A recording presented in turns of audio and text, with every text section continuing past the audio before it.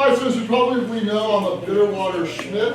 So out in Bitterwater we have Tully Hall, where I went to card parties and square dances growing up. And so in 1994 I was still teaching history at King City High, and I heard about this group called the San Antonio Valley Historical Association, who was doing a presentation at Tully Hall about their history. And I thought, who on earth is preserving the history of Bitterwater? These are great, great people. And I didn't even know where San Antonio Valley was. I wound up marrying someone from the San Antonio Valley, which is Lockwood. And so this is a little reunion, Lockwood reunion going on. So I invited Patricia Woodfill and Susan Raycraft to be our speakers today to present on SAVHA. Also, Karen Jernigan, you're not on the board, are you on board?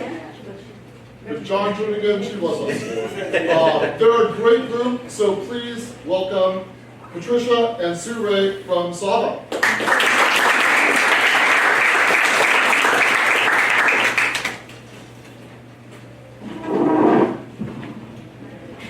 Thank you for having us. Forward, right here. The big one's forward and the small one's back. I'm going to go over here. We really appreciate you inviting us to, the other day I was at, well, a couple weeks ago, I was at Hesperia Hall, which is considered Bradley, but it's part of the San Antonio Valley. And, that's not the first mistake. Anyway, and somebody said, what is SAVHA? And I said, oh, okay. Well, it's the San Antonio Valley Historical Association. And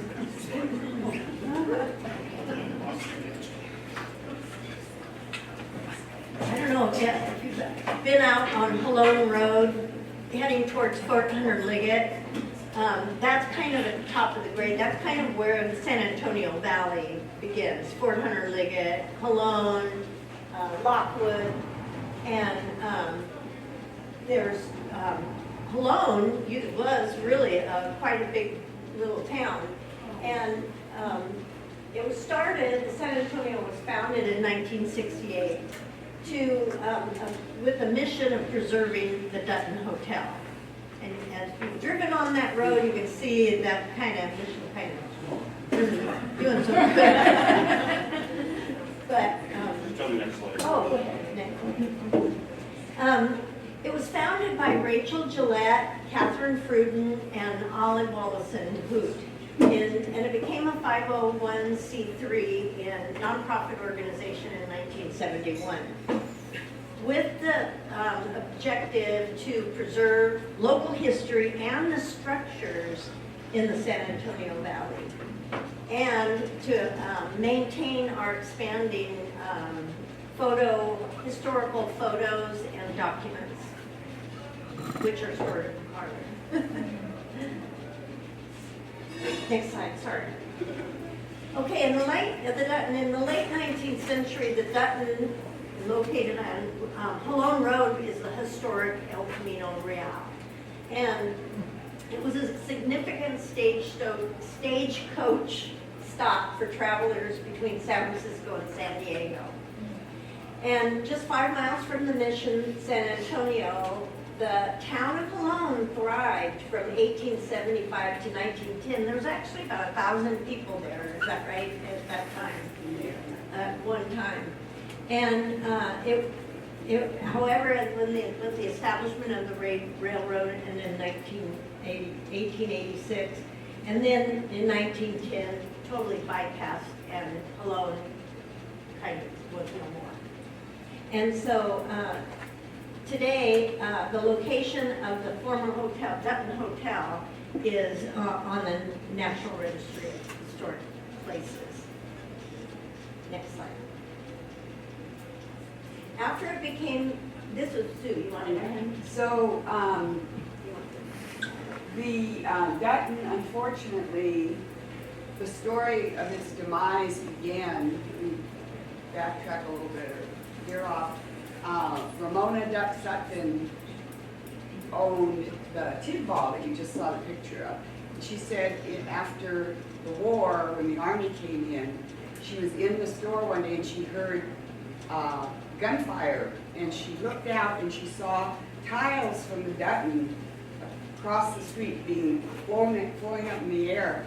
And she called the base, and they said they were tearing down some old building, and they got it mixed up, I don't know. But she said once the tiles started being removed, it was a matter of time. And the Army, unfortunately, and Hearst before them, because they bought all that land from Hearst, they just didn't see the historic significance.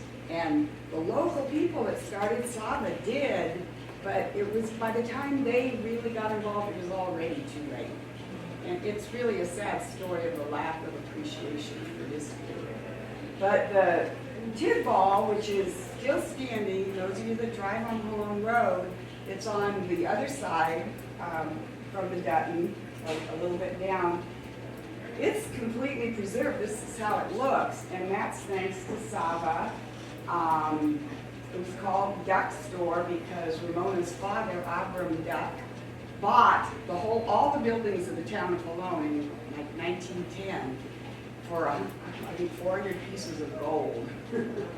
And but he didn't own the land underneath. He only bought the buildings because of the land grant system. The land underneath alone was part of one land grant, and the buildings were separate, and he was able to buy the buildings but not the land.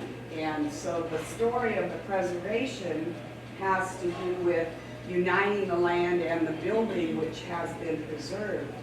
SAVHA bought it from Ramona, I think, what, in 1980, is it up there? 81.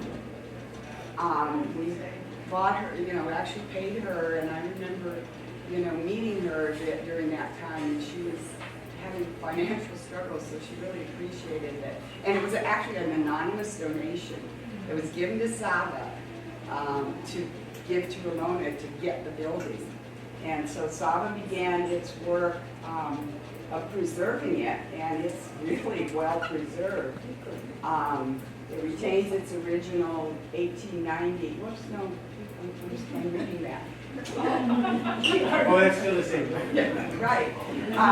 It retains its 1890 appearance, and that's 1890. It went from a stage stop to a full-fledged retail store and hotel, and that's what Ramona ran for many years. And then she built the new town of Malone, which many of you remember was eventually bought by Bob Gregory, and it was at the entrance down her Leggett. She said this store she was maintaining after the war when the Army moved in, but it wasn't thriving at all. She was struggling, and she said she went and stood and counted the cars going up Malone Road and then going into the Army. And there was a lot more going that way, so she knew that in order to thrive, she would have been a Rotarian. She was a very astute business person.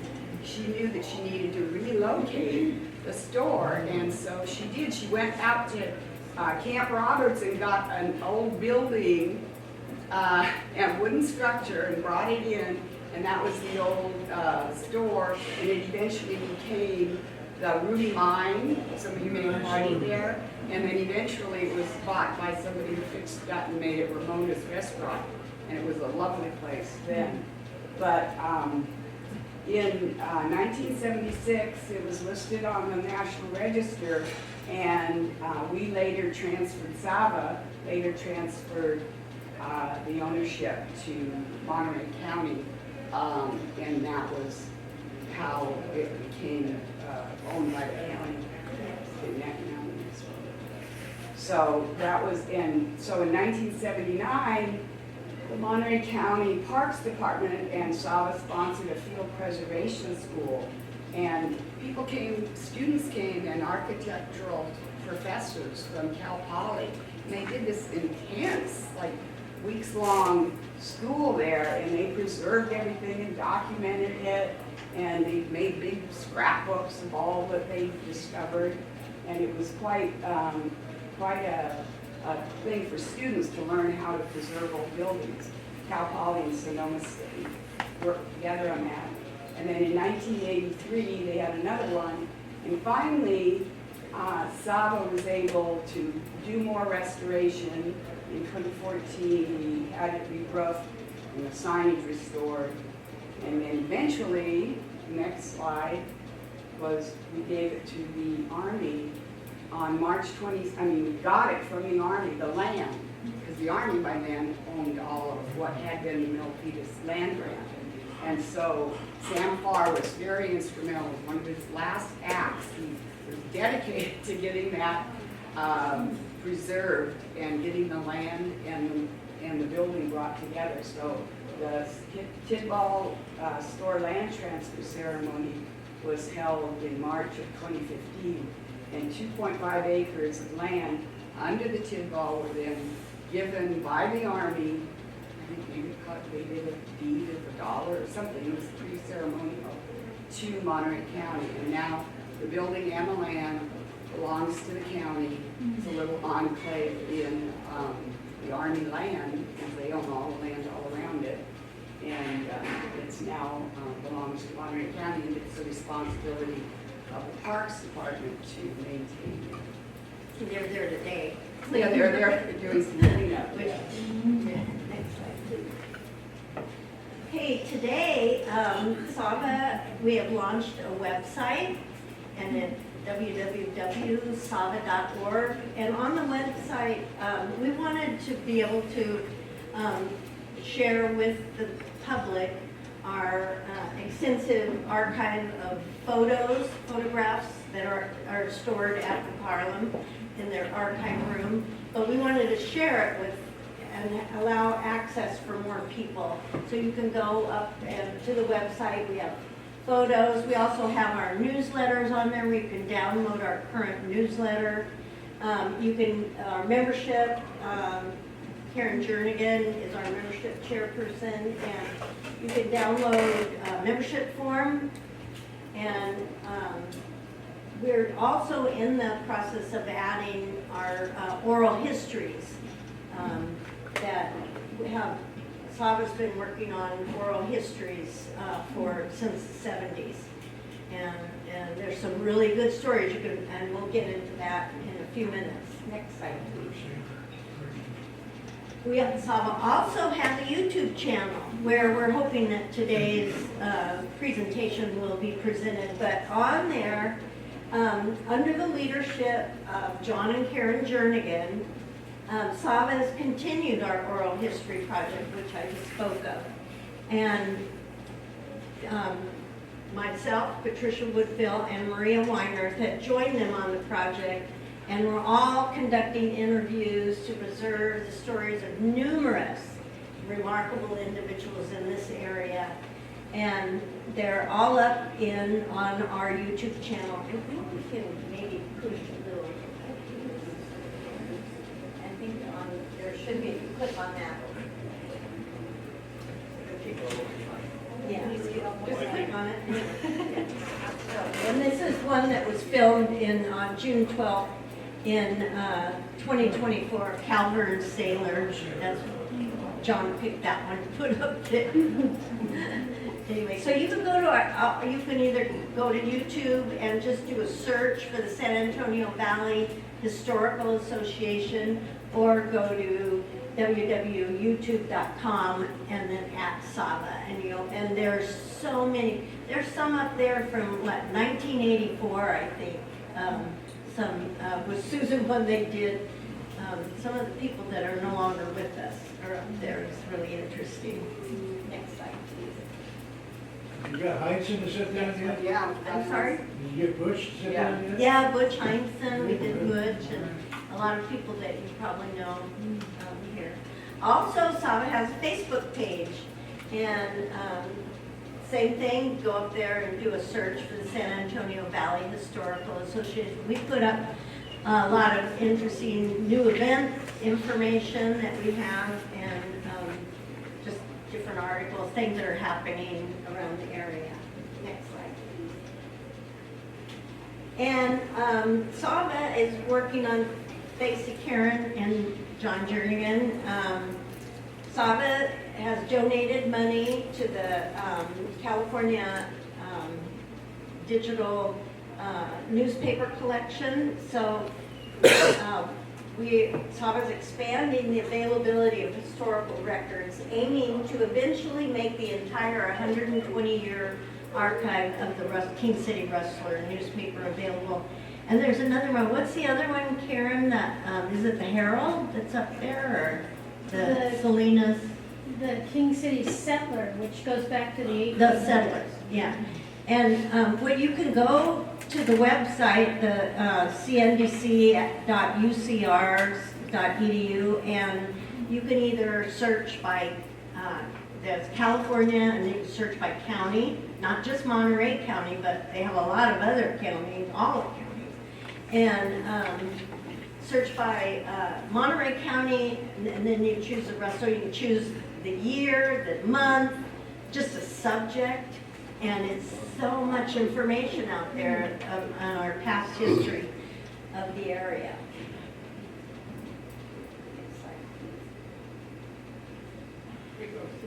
Okay, so in 2006, Ann Beckett, who was here, and I collaborated and wrote this book. John and Karen wrote one of the same series, just what came out last year, I think, about King City. And this is about the San Antonio Valley, and it also goes into the rise of Hesperia. And we went around and collected photos from families. About 40% of the photos that we used were ones that had never been seen before. They were family possessions, private families, and they gave them to us to scan to put in this book. And it's got a lot of material, a lot of information. I just sent out of McFarland, just ordered a supply, so they have them for sale there. And Ann and I will come by and sign, so you have them all signed. And Also get it on Amazon. yeah, you can also get it, of course, online, and Amazon stocks it. And it's really been a good anchor to keep the information. My part in it was really heavily influenced by Ramona, who I got to meet and know. She became a really good friend. And a lot of the photos are available on the archive. You can actually purchase them, purchase copies, make your own collection. And here's a booklet with some of the, I think this is half of the photos that were, and then we've been adding to it. So it's quite a project, and the book was a labor of love, and I donated our efforts to SAVHA, and we learned a lot, and we have, some of it we still remember if you have any questions. Ann is here, we're both here.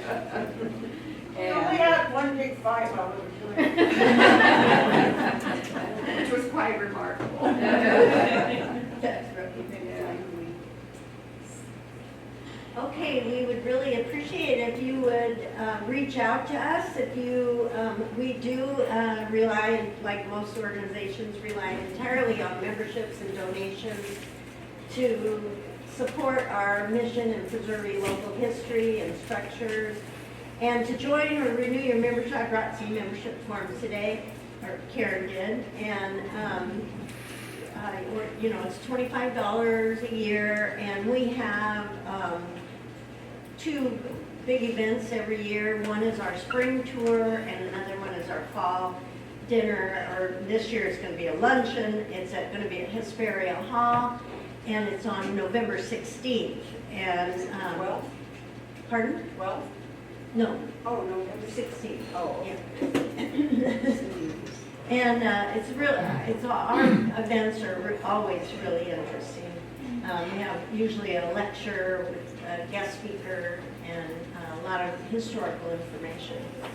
But if you have a comment or a contribution that you would like to express to the board, you can either write us a letter at P.O. Box 145 in Lockwood, or you can email us at savha4@gmail.com. Yeah. I'm going to put somebody on the spot. One of your tours I went on was your bridge tour, Mhm. the bridge tour. Uh-huh. I thought that was so wonderful. Is that gonna happen again ever? Bridges of Monterey. We have so many, we have a list of tours, from graveyards to, old adobes. Is that on YouTube? Can we- Different ranches, Yeah. local ranches. You can one see up it there. on YouTube. Yeah, Yeah. the bridge tour was really fun. That was great. Yeah. The fall dinner for this year at Hesperia Hall is in the email blast that you got this Monday. So that was advertised, the date and everything there if you're interested. And then the spring tour last year, if any locals went to King City High, SAVHA, we shot the loop. So we went out Lower Road all the way through the Tully Hall And again. pouring rain in the morning. The house where I grew up, it was a great tour. Rain or shine, Yeah. we were always there. So, but anyway, we always have a lot of fun and have a lot of historical information to share. And we hope that you visit us and at our website or email or Facebook, like us. Thank you. Yeah. Well, if you haven't already read it, one of Steinbeck's novels, To a God Unknown, is all about the San Antonio Valley and the Halone area. And he started it as the second novel and then had to put it down for a while and then refinish it. And I just think it's beautiful. I just went on a Steinbeck kick last year and we read East of Eden, The Long Valley, To a God Unknown, one other one. And you have 5 weeks until the National Steinbeck Association It's is small. going to be here. It's small, So but it's great. On my last slide, I forgot. Well, I want to thank you all for having us. This is a watercolor of the California Wayside Inn. That's actually the Dutton Hotel. And it was in 1890. Cleveland Rockwell was traveling on the old El Camino Real on his way over to the Pacific coast, the ocean, Big Sur area, to do some mapping. And he stayed at the Dutton and he drew up, had a drawing of it. And eventually did this watercolor. SAVHA bought it in 1984 in memory of Rachel Gillette, one of the founders and local landowner family in Lockwood area. And it hung in the Great Western Bank, which is now Chase, and then it was in the Wells Fargo Bank. Some of you may have seen it hanging in Wells Fargo Bank for years. SAVHA found out that we owned it. So it was just on loan. So I went and I asked them if we could take it and have it appraised. So we took it down, had it appraised, and went to return it. Wells Fargo didn't want it. So they didn't want to be responsible once they found out how much it was worth.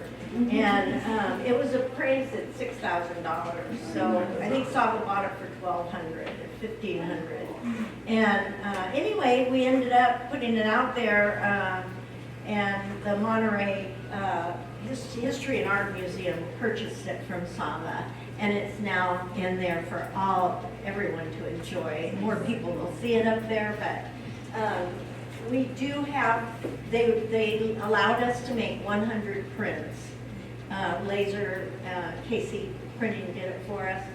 So we do have these for sale. We have them framed and we sold some. And I think, Rand, didn't you get one? I thought you did, Rand. No? Oh. And anyway, so we have the prints available if you're interested in. The prints we're selling for $50. And speaking of To a God Unknown, that is an amazing book.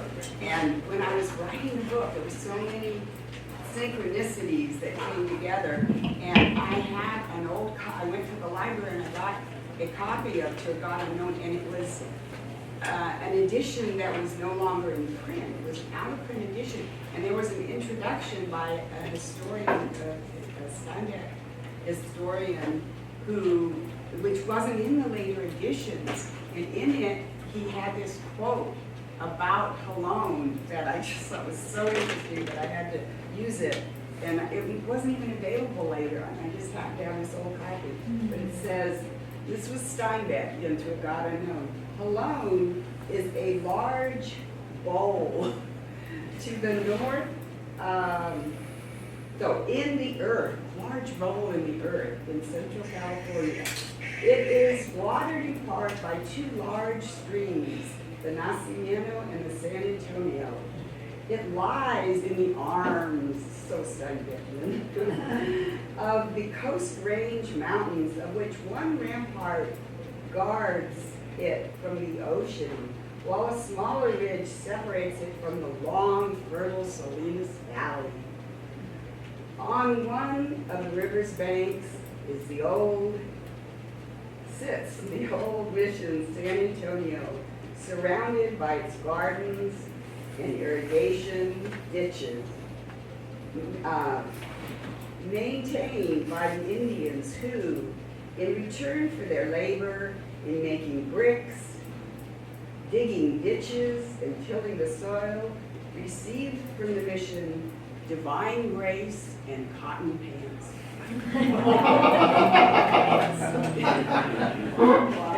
So that'll make you want to read to a side of it.